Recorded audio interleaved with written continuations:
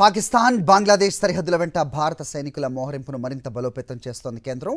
సరిహద్దుల వెంట కొత్తగా 16 బెటాలియన్లు, 2 ఫీల్డ్ ప్రధాన కార్యాలయాల ఏర్పాటుకు కేంద్రం సూత్రప్రాయ అంగీకారం తెలిపినట్టుగా బీఎస్ఎఫ్లోని విశ్వసనీయ వర్గాల ద్వారా తెలుస్తోంది.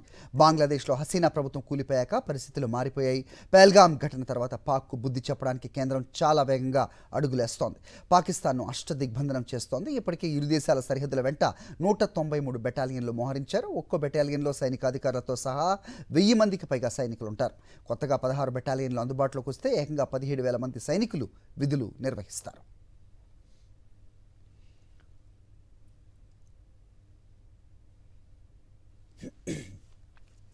పాకిస్తాన్ బంగ్లాదేశ్ సరిహద్దుల వెంట భారత సైనికుల మోహరింపును మరింత బలోపేతం చేస్తోంది కేంద్రం.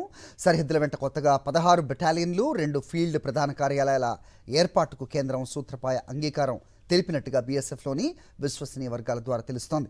బంగ్లాదేశ్లో హసీనా ప్రభుత్వం కూలిపోయాక పరిస్థితులు మారిపోయాయి. పహల్గామ్ ఘటన తర్వాత పాక్కు బుద్ధి చెప్పడానికి కేంద్రం చాలా వేగంగా అడుగులేస్తోంది. పాకిస్తాన్ను అష్టదిగ్బంధనం చేస్తోంది. ఇప్పటికే ఇరు దేశాల సరిహద్దుల వెంట 193 బెటాలియన్లు మోహరించారు. ఒక్కో బెటాలియన్లో సైనికాధికారులతో సహా 1000 మందికి పైగా సైనికులు ఉంటారు. కొత్తగా 16 బెటాలియన్లు అందుబాటులోకి వస్తే ఏకంగా 17,000 మంది సైనికులు విధులు నిర్వహిస్తారు.